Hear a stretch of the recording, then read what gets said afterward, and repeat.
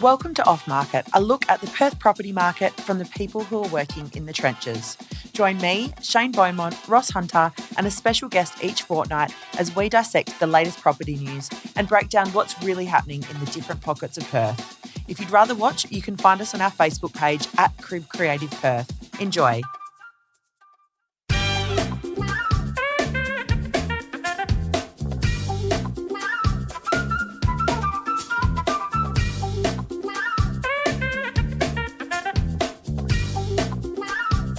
We are back, episode 14. Thank you for joining us back here at Off Market. Once again, we're welcoming back our golden gavel. I nearly said the golden goblet. The golden goblet. Oh my God. And the Gosnell's golden boy, Shane. We're all golden. Welcome. I like that. It's sticking. We're in quite an incredible location today, thanks to BGC. We are at the BGC Home, surrounded by 1,000 square metres of home building inspiration. The biggest showroom of its kind in WA. Have you had a quick look around, guys? Very impressive. It is very impressive. I felt sorry for the receptionist. Their phone was just lighting up. I know, but do you know what? I walked in with a young family and I felt really like, how want a exciting family. for you. Mate, No, it's not that. It's a Like, how serious exciting setup. for you guys. You guys are picking out your new home. You know, It's like amazing. fun. It's awesome. It's a bit better than the old stick down the boards. And colour bonds. Yeah. That's when you amazing, used to amazing. get like the board and it'd be like, there's the two carpets, Like there's the yeah, tile yeah, and the yeah, floorboard. yeah, the shadow board. It's a bit different. Yeah, So yeah. No, it's very cool. It's come a long way. Very So- interactive, mate. It is interactive. I got a chance to catch up with the BGC head of operations earlier, general manager of operations, to tell us all about BGC Home. So we're going to throw to Bruno Oswald, and he's going to tell us all about it. Bruno, we're standing in the middle of this incredible showroom. Tell me, is this something that's unique to BGC? Very much so. We feel it's one of a kind in Western Australia, if not nationally. So we have over 1,000 square metres of an immersive showroom experience here that's exclusively for our BGC housing group clients, but we also invite the general public if they were looking to have some information sessions around finance and also interior design and just wanting to know the building process. So anyone can wander through? Yes, that's correct, and they can also enjoy a complimentary barista coffee. So Bruno, tell us about the thinking behind the showroom and how it's changed your customer experience. We didn't want this to be just a selection centre. We wanted it to be a fully immersive place, and that's why you have such a large showroom here. It's over 1,000 square metres, and people, when they're looking at things like bricks and roof cover, they're not looking over their shoulder, looking at appliances and tapware. It really gives people the time and space to have that non-pressure environment to make their selections. Was there thinking behind the design in terms of the order of how people are walking through and selecting all of their products? Definitely very much. So we have different zones throughout the showroom, and we have people walking through what we refer to as the portals. So they start with the exterior selection first, and then it comes into interior selections like carpets, colours and paints. Then they come through and to look at their appliances, and then now here we're in the bathroom section. And then also we have a technology hub, which we have a fully inbuilt home theatre system and also energy solutions for 6-star energy, PV solar management and the like. So are there any other changes that you're anticipating in the building process? Is there anything else happening overseas that you see being implemented over here in the near future? Definitely BGC, we've always been quite an innovative company. We currently use virtual reality to help our design process, but in the future we may even have augmented reality and holograms and things like that that could help people have a fully immersive experience. The technology's there, we're always investigating into something new. Interesting, so we could just get rid of all of this and just put some goggles on? Well, I think for some people you could, but I think people still like to come and touch and feel, Yeah. and that's where this showroom is like at its peak, that everything you want to have a look in your home is here on display. It's a tactile process. Yes, so very much so. Yeah. Beautiful. Well, thank you so much for your time, Bruno. It's a pleasure. We're going to go have a look around. Yeah, great. Let's go have a look. Let's Cheers. go. So, a really incredible, innovative resource. Anyone who wants to have a look around, it's open to all. So you can come down, check it out anytime. They're willing to hold events here, anything. So give them a call or just come in to Osborne Park and check it out. And we are straight into Under the Hammer, guys. This week, I wanted to talk to you guys about a topic that it's close to our hearts here at Off Market, and it's been coming up a little bit. I want to talk about the off market sale. Yep. Because I've been hearing a lot more about it lately. So I wanted to get, first of all, for you guys to tell me what is an off market sale? Yep. Well, I guess the thing that I think defines it is it's not open to public. People don't know about it typically. You're matching a buy potentially with a property. And I think where people are starting to, because it's so being used so often, I think people are starting to blur the lines between what's off market and what's actually really just not maybe going to the major portals and going to Facebook or what have you. So I think off market sales, typically really would be that no one knew about them, you've got a buyer and you literally find a property that suits and you match them together. Right. But what we're seeing at the moment, I think you're starting to see it a lot through the western suburbs, especially where stock's obviously a lot tighter, it's feeding through to the Facebook or to the database, really everything but REA. So it's not really an off-market sale. It's probably just a different way of going about it. So you're seeing a lot of off-market, but realistically, most of the public would have seen those properties through that targeted marketing campaign, through Facebook, or we have listed this property, it's not on the market yet, get in touch with us. It's not really an off-market sale because you're putting it out to the public. So I think that's where the lines get a bit blurred. Because a lot of the off-market sales I've seen or been advertised as off-market, it is a database. It's not on Facebook, but it is a database advertisement. So it isn't really off-market then, because you're on the market, you've employed a selling agent to go to market to find a buyer. The way they go about that obviously varies, but I think a true off-market sale had no intention of selling, hadn't engaged. It's opportunistic. Yeah. And what I think they've done, Shane and Jess, is there's been a lot of, as you say, mate, there's been a lot of lines that become blurred. And rewind the whole tape to the core ethos of a real estate agent. Okay, so the core ethos of a real estate agent or our industry is to achieve the best possible result for the seller. We work for the seller simply because if you follow the chain of process, they're the ones that pay us to do the job. Now, what gets the seller the best result ultimately is to create as much competition around that product as possible. That's it in a nutshell. Would you agree, mate? Okay, so what's happened is those lines become blurred, and what has been an off-market sale, and Shane sort of summed that up perfectly. People are starting to now use it as a selling strategy. They're saying, you know, look, it's no hassle, it's no fuss, but is it actually not the right money also? You know, like, because at the end of the day, let's face it, we've shifted from a buyer's market to a seller's market. So where I'm struggling to say and find sense of it, why would you push saying we do off-market sales when we're in a seller's market and there's a plethora of buyers out there? I mean, it just to me, I struggle with the concept. And I think it comes back to, and it sounds a bit of an old adage, but it's very hard to undersell an over-market property. But very simply, if I stood out the front with a pizza box all day saying for sale, unless you drove past or the neighbour across the road saw it, the likelihood of finding a buyer is limited. So in a market where you do have a huge, I guess, that demand, short amount of time on market, which is obviously halved since probably this time last year, I struggle to see why you wouldn't go to market. Okay. Let me put this to you, because I had a chat with our friend Adam Namoski this morning, because I wanted to get his take on this. Great agent, high volume. He said he's done 21 transactions in the last month. 4 to 5 of those he would classify, or he said were off market, but they were he said at any given time for you know the standard type of property I'm selling at the moment, I've got 5 to 6 buyers who are missing out. So when I'm listing, those buyers are seeing that property first, and and they're buying it. And that's probably because I guess with Adam, he's working in that 3x2, a lot And of that's villa, exactly what he townhouse, said. apartment market. So to a degree, they're relatively the same age, same size square meterage, same finishes. When you're talking, let's say a 2,000 square metre block in Cottesloe, which again, a lot of these off-market sales are happening in areas that the transactions rate, there might only be 30 homes a year sell. Peppermint Grove, what, 10 a year, maybe 15? So to see an off-market just doesn't make sense to me. I don't work that market. So in a different market, it means almost it. But also for someone like Adam, Jess has got a very active database. He's got strong control of the market. You know, if somebody misses out, he could probably think, oh, I spoke to those people last year, wonder where they're at now, I'll give them a call. Now, that's great real estate, and that's a true off-market thing. But to use it as a marketing tool, that's where the lines are. Okay. I guess if you look at how many, let's just say, and we use Peppermint Grove for example, there's a 2,000 square metre lot with a beautiful home, 2 streets in from the river. They're pretty unique property. So why would you feel that you wouldn't want to go to market? Unless there's privacy, that's different. A lot of owners want privacy, no problem.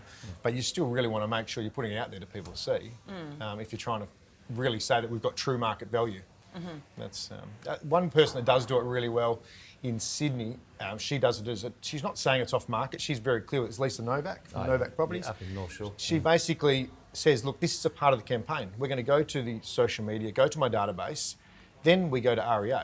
But at no point it's marketed as off market, because as soon as you start saying, here I am at da-da-da-da, you're on the market. Yeah. Yeah. Well, that's essentially what Adam was saying as well. He said it's an early part of the campaign. The sellers know what they want, and really for someone to buy it before it goes onto REA, they need to pay a little bit more for it. So Yeah, and no different, I guess, than auction day. If you want to take it off the market before auction day, potentially you've got to make it appeal to the owners. You've got to remove competition. Yeah. Absolutely.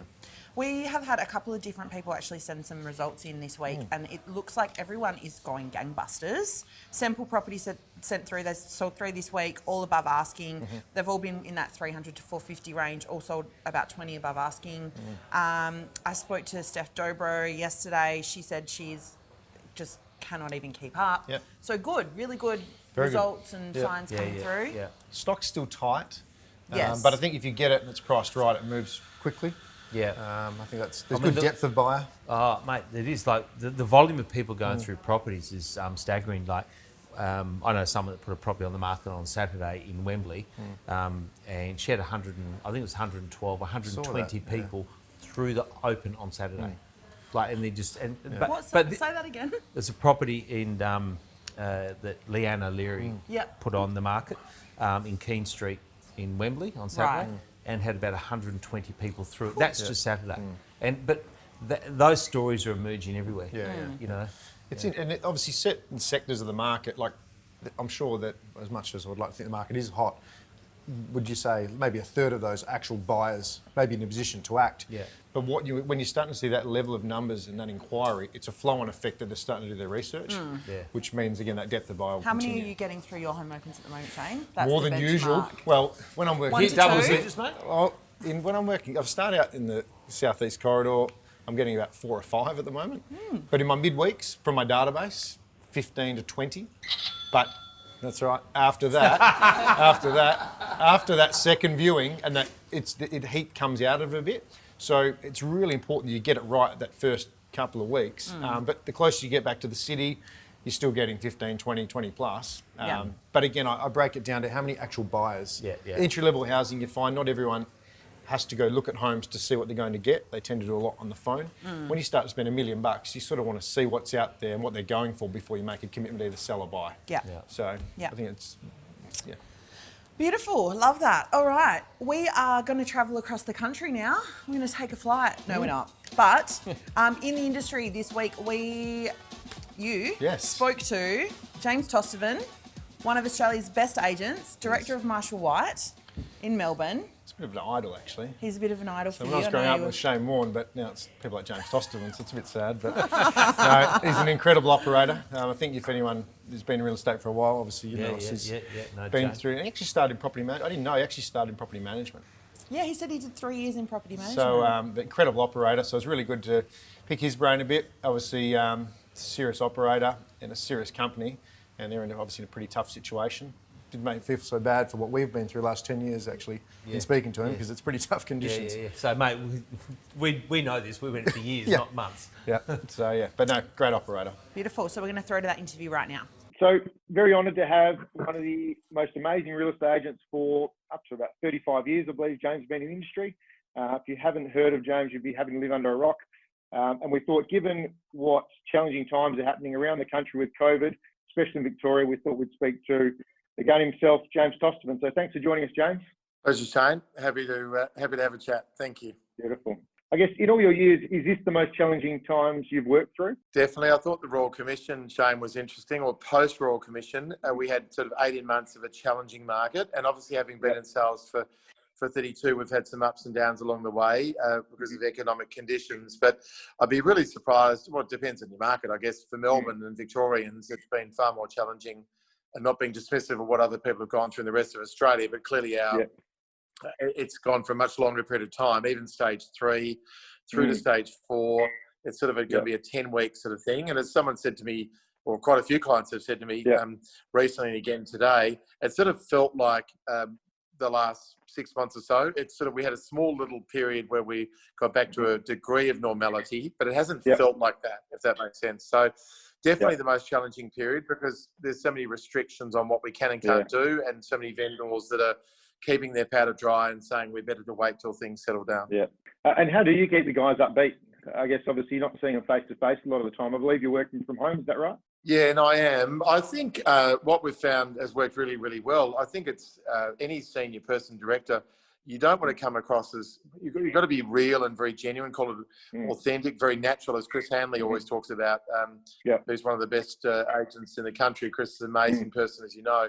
But he always talks about being very natural, and I think people see through you if you're not. But I think there's definitely been moments where I've been absolutely fine and upbeat, and other times I'm thinking, is this thing ever going to end? How do you see the next 6 months playing out over there? Like, will it become back to normality after this, or where do you see home opens? It'll be a gradual thing. I'd be really surprised if we had open for inspections or public auctions.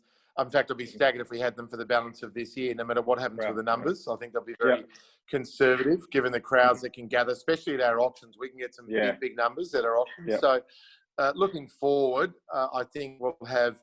Look, I think agents are craving the ability to do appraisals and private appointments because that's our new normal at the moment, Shane. So the rest of the stuff will probably have to wait. And the first thing you're going to do when you come out of lockdown, what's it going to be? Well, I'd love to say I'm going to go on holiday. I bloody can't wait to go to Noosa. I'm a real Noosa man. I clearly won't be going overseas for a while. And of course, won't even be able to go and watch my beloved Blues playing because all of it's interstate. And Brisbane quite rightfully got awarded the AFL Grand Final. But no, look, I think for me, it's without a doubt, number one, we'll be seeing my kids. I've got 5 kids between 24 and 29. And then Jack, who's 4. Jack's obviously with Sim and I, my wife and I. And then seeing mum and dad. So seeing family, a couple of grandchildren, it'll be absolutely priority one for me. And then beyond that, catching up with friends. And it just depends what we're allowed to do. But that'll be very, very high on my agenda before worrying about, holidays and other and footy and those sort of things. I really appreciate your time, James. I know you're a very, very busy man, regardless of the lockdown. Pleasure, Shane. Wish you all the best. I hope that's Australia some benefit to people. All the training, mate. A lot of reps around Australia have you to thank. So thanks again, and thanks for sharing your time. Good on you. Thanks, Shane. Good on you, mate. Lessons there for everyone in Australia. That was very tough times.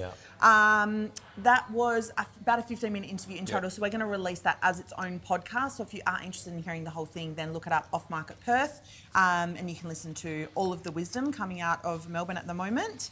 One of the snippets of that, and we've spoken about this before, is just how important James said not having that office atmosphere where his younger reps aren't hearing those conversations. I think in any environment, it's okay for a novelty, but being around experienced operators like that, hearing those conversations can fast track someone's growth. It's one of the massive things. I wrote a big article last Friday actually about that very thing, because COVID's driven a lot of people home, obviously, but getting people back into the office. And people say, I'm very comfortable at home and all the rest of it. But the problem is when you're at home, you're only operating in the macro. And the reality is, it's the micro is where the nuggets sit. And it's hearing that word, having that conversation, what's happening here, what's happening. You don't get that by being remote. 100%. And it's really important that we do migrate back into the office to be in that And for headspace too. That mental health, mate, absolutely. That's important for any office. I know for Alana and I at Crib, we... having people listen to the conversations that we're having with clients, and that's how you learn. That's how you get better. So, Are you allowing Chris back in the office yet? yeah, but he's on the other side. Not far to travel for the chords today. I was the one today. I forgot my script. I know. Again, so we're going to jump to Hood Highlight. We're going to welcome our special guest on, Ryan. Come on down, Ryan D. Rozario, Dezo. Welcome to the show. Thank you very much. How do you pronounce it? Di Rozario. That sounds better. D. Rozario. Rozario. I was watching something the other day, and it was an Australian saying "Bonjono," and I was like, "Oh my god!" You sure it wasn't Brad Pitt in? No, it was like some rubbish show, and they go, "Oh, Bonjono." I was like, "What is that, mate?" Anyway. Says Jess Donnelly. I know, Donnelly. Dono from Romo.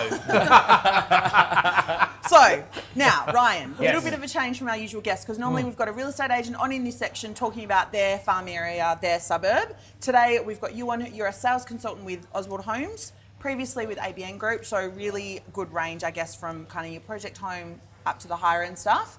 And because we're here at BGC, we thought, why not have you on? We've been perfect. talking a Good little morning. bit about builders grants and that kind of thing. So, Shane, do you want to take it away? Yes, happy to take on Ryan, that beautiful last name.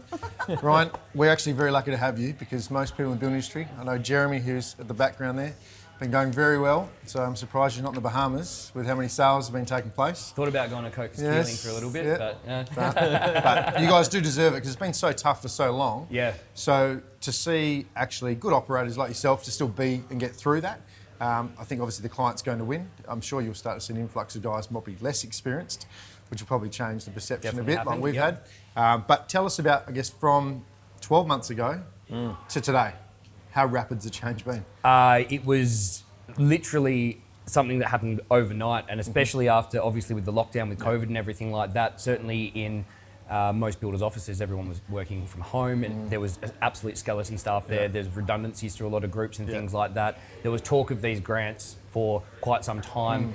On a state level, even before COVID and everything like that. Obviously, the federal 25 was announced, which was a nice little boost along. The industry was sort of coming up a little bit before that anyway, I think, April, May sort of thing.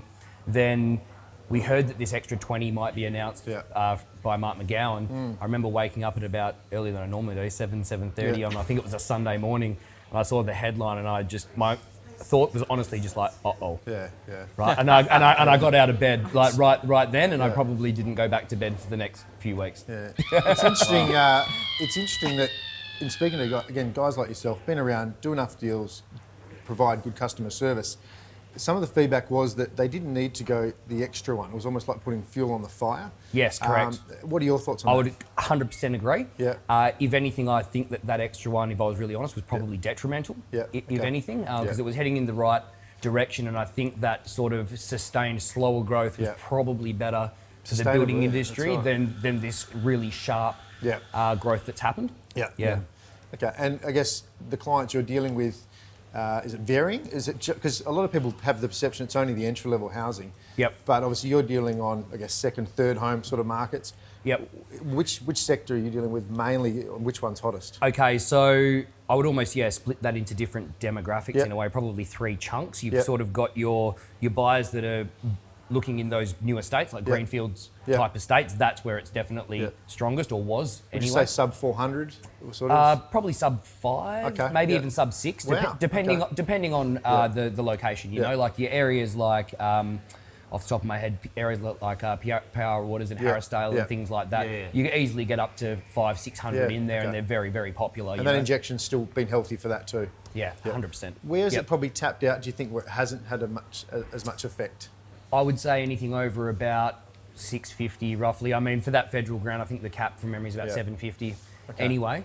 So the upper end of the market, to be fair, it's just not influenced by those grants anyway. People are outside of the income range, outside of the maximum package range and everything like that. So that top sort of end of town, just unaffected, business as usual. But certainly, that sort of price point, sort of from 300 up to, let's say, 6, that's where it's really fueled the fire. Yeah. What's been the biggest challenges for, I think, the people that are going through this process? We're hearing a lot about timeframes with the grants, obviously, before the end of the year. Yep. What, someone in the industry, where's your play on it? Where is that going to be an issue? I guess the titles. It probably depends on how the builders handled it. Yep. You know, it's been really interesting to see how the different builders and groups of builders have capped sales. Yeah. Some filled their books up as much as they possibly could. So that's across the board. We're hearing that a lot of companies that's happening. Because we mentioned that last week. Yeah. Nigel Sattlery made some commentary that a lot of the big 4 or 5 have closed their books. Some of them have. Others took a more sustained approach without sort of naming names. Some sort of filled their books up, shut up shop for a month or so when they tried to sort of get it all together. Others sort of cap pretty early and go, okay, well, this is what we think we can manage. And obviously in the background then the amount of ramp up in terms of recruitment and everything's been huge, because coming off the back of COVID where there was stand downs in a lot of cases, all of a sudden you now needed to close on, doubling your workforce size overnight. It's just crazy to think people are going from getting JobKeeper to keep the doors open to doubling the workforce. I think from a business perspective for builders, extremely challenging, and especially because it's anyone that was going to build is definitely building now. People that were thinking about it are definitely building now, and it's definitely brought forward a lot of those buyers.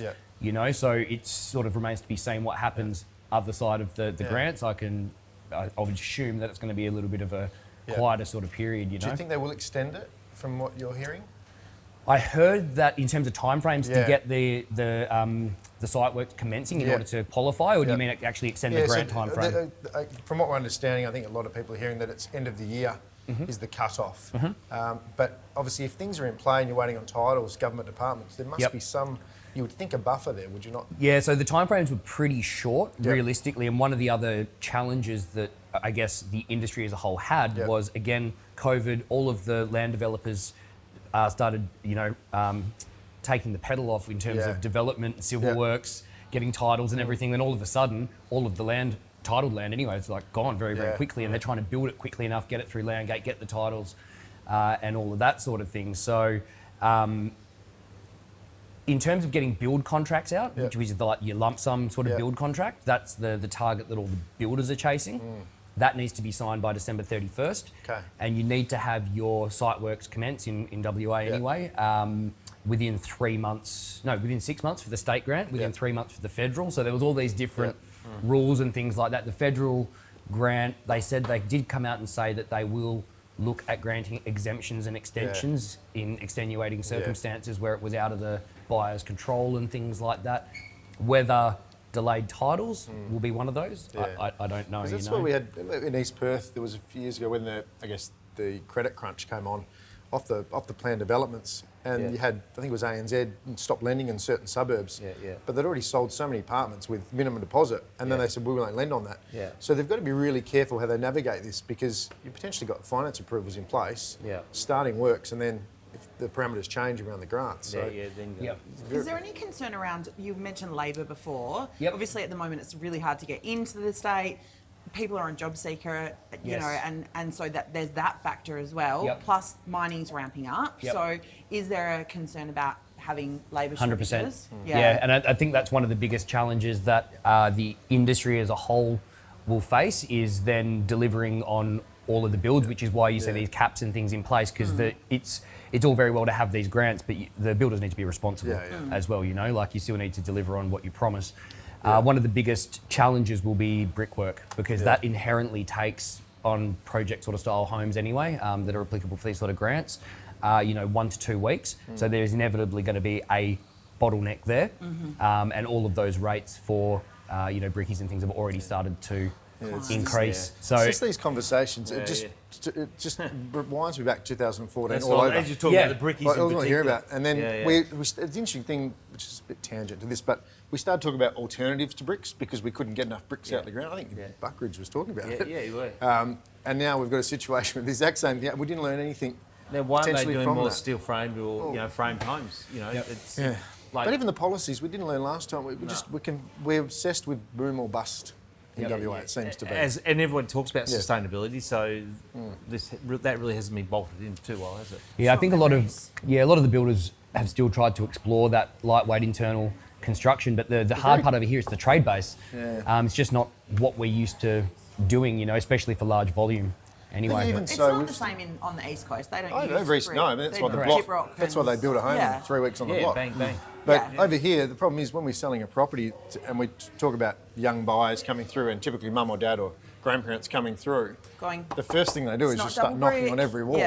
Oh, what's this? What's this? The kids are just like, oh, this would be It's not perfect double for me. brick. The environmental codes are the same. But mate, you go to Shenta Park, Subiaco, Netherlands, to all the old Federation homes. What are they? Timber frame with crazy. stud walls.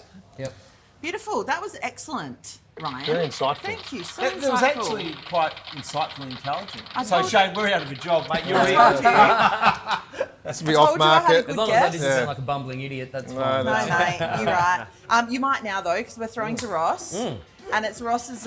It's under the hood with Ross. We're changing up the questions this week, Roscoe. Mate, we have. Mate, I've been very quiet today, so I'm feeling a little bit. I know sort of, you have been quiet, haven't you? Shane, because Shane's got my seat, and it's really, Oh, is that upset what's my throwing you? mojo. It's the Quan has shifted, and I'm sort of not. It's Well, these got- lights, I'm actually getting a tan from it. Mate, it's about the vibe. Okay. Ryan, what do we got here, mate? Okay, so first question is, what has been the highlight of your career so far? Aside from today, what has been the highlight of your career? I think I'll have 2 there. I thought about this beforehand, and I'm He's a sure good salesman, alternate clothes. I'm sure that it's probably the same for you guys as well, and that is the first deal you ever do. Yeah. Right, that was a moment, Yeah. certainly, and I felt as awkward as the people that were signing the paperwork, I think, and I couldn't believe when they were putting pen to paper. I'm And you like, were shaking it's, like that. it's happening, That's it's why happening. DocuSign's good for rookies. Yeah. So I tore my hamstring running back to the car. Well, I sold mine to a bike. On your first deal. No, it felt like it because I was just like, they're doing it. They're doing it. What else did you do? It's like, okay. How long? Yeah, Sorry, mate, this is about him, not you. So I would say that was definitely one of them, of course. Yeah. I'm sure it was with you guys too. And then I actually had a couple of really good months leading into the grants just before. And funnily enough, when the grants hit, I pretty much burnt myself out, if I was perfectly honest. But I sold, I think, 21 or 22 between April and May prior to that grant period. And there's some pretty tough period, pretty significant numbers for that point in time without the grants. So I was pretty chuffed with that. So I'd say that would be a highlight. true. A lot of work. Did you have any good marketing teams helping you with that? Or? I did, actually, funnily enough. It reminds me, but literally, when you talk about how getting through those tough times, you know, in Forrest Gump, when he couldn't catch a shrimp and everyone gets wiped out and you're last man standing, literally, I think for the builders, the guys, the quality will be better, the level of service is going to be better because you had to be. Yeah. Because it was so tough. It's just about working hard. Yeah. You know, like the deals were still there during the tough time. You just had to work for them, you know. Yeah. And you're exactly right. It's about providing great service and over servicing people during that See, period. Ryan, It's see, exactly the Forrest same as Gump you had say. here, Captain Dan. Lieutenant. Lieutenant Dan. Lieutenant. Stupid is, stupid does. Sorry, mate. Sorry. Right. Sorry, mate. Okay, we're moving on. Okay, COVID's over. The borders up. Well, see, the thing came out today. All the states have agreed with the Prime Minister to open the borders by Christmas, except Western Australia. So they've said, no, keep your virus out. Yep. So, mate, when it's all said and done, Yep. you obviously need a well-earned holiday. Where are you going? It's a simple one, but I normally go up to Canggu in Bali 3, 4, 5 times a year for little short breaks, as you guys would know with this sort of gig. If you get a little opportunity, you take it and you just book it and you go. I love that spontaneity, and I need thick tropical air. I really, really miss that at the moment. Yeah, your tan's looking Other than that, would love to go over to Croatia. We're supposed to go in July, but wasn't able to make it over there. So Cool. yep, that's where I'm Very headed. nice, very nice. Netflix, mate. So everybody talks about Netflix. Everyone's had a bit more time on their hands. Give us a Netflix recommendation. And not Ozark. I can't do Ozark. No. Please. So Probably not the industry to be in. It's weird. It's weird. I don't get much time for TV, to be honest. I'm working so much. But I did actually get stuck into something called Money Heist the other day, which is... Oh, that's the dubbed one. Did you watch the dubbed one or the No, Spanish. I prefer to watch subtitles, more I've authentic. heard if you can change the whole thing. Yeah. The one with, it's just not right. It's a bit like Monkey Magic. Remember it used to be like... Yeah. But I've heard the one you're watching is But the I one. found the cinematography is like beautiful. I like really pretty things to watch and look at when I'm watching movies and things like that. And it's done really, really well. Nice. And story's pretty good as well. Once it starts kicking on into the later... Whoa. Yeah, not there's up a to bit where he is. spoiler alert. Okay, I won't. Okay, mate. We've all got phobias and fears. Yep. What's yours? Was thinking about this, and I didn't know whether you meant like spiders, sharks, or something deeper than that. I don't know. Yeah, whatever. Sharks definitely if I'm in the water for sure. Recessions. Building grants. That it's a pretty deep one, but I would say that actually running out of time to do everything that I want to do while I'm alive. Hey. That's pretty fair. Cool. Yeah, like running out of time. I think that's probably one of my biggest fears, Have to you got a achieve bucket everything that I list? wanted to achieve. In my head, yeah. Yeah, not written down, but yeah. I'll be thinking about that for the rest of the night. Thanks, mate. Yeah. Why So am I here?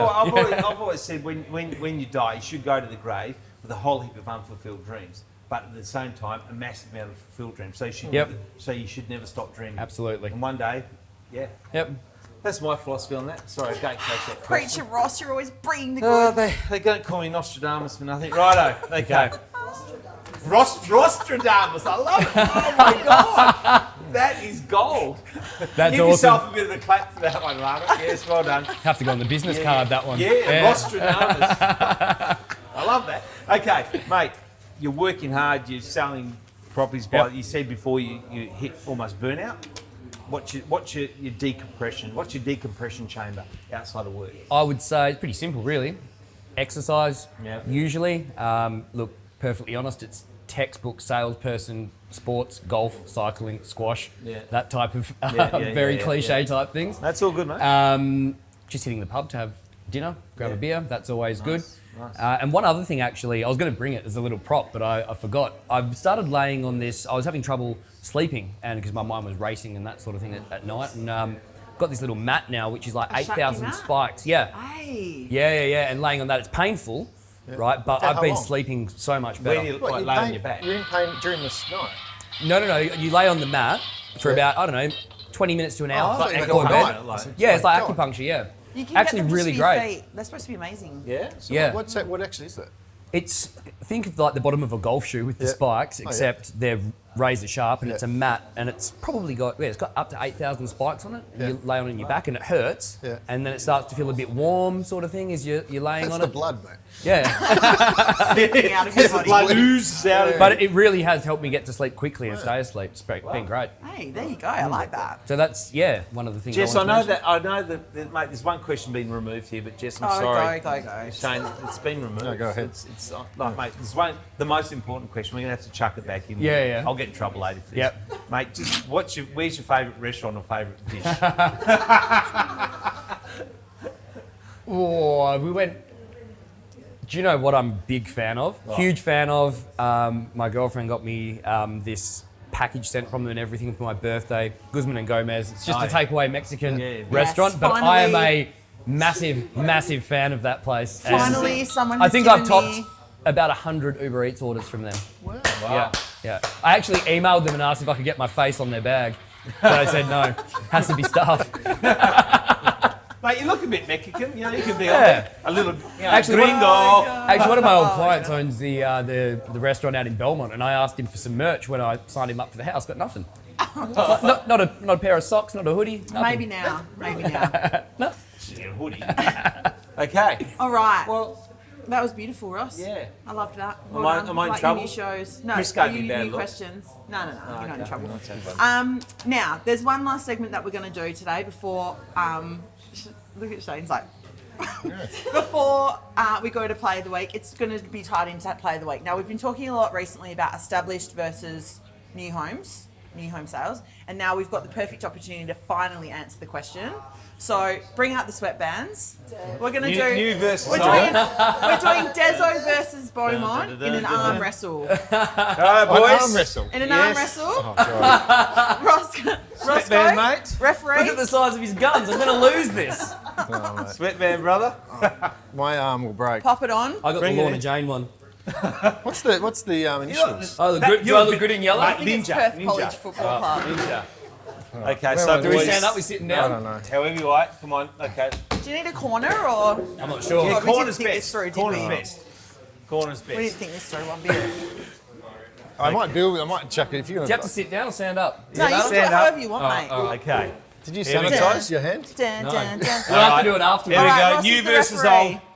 And we're off, and Ryan's coming back in. Shane Beaumont's over by an inch, Shane's and got Ryan's his coming back body by in it. 2. And Beaumont's putting That's more too pressure strong. on. He's coming over by 2 degrees. Come on, old homes versus new homes. Put it in, my son. I won't give up. Don't give up.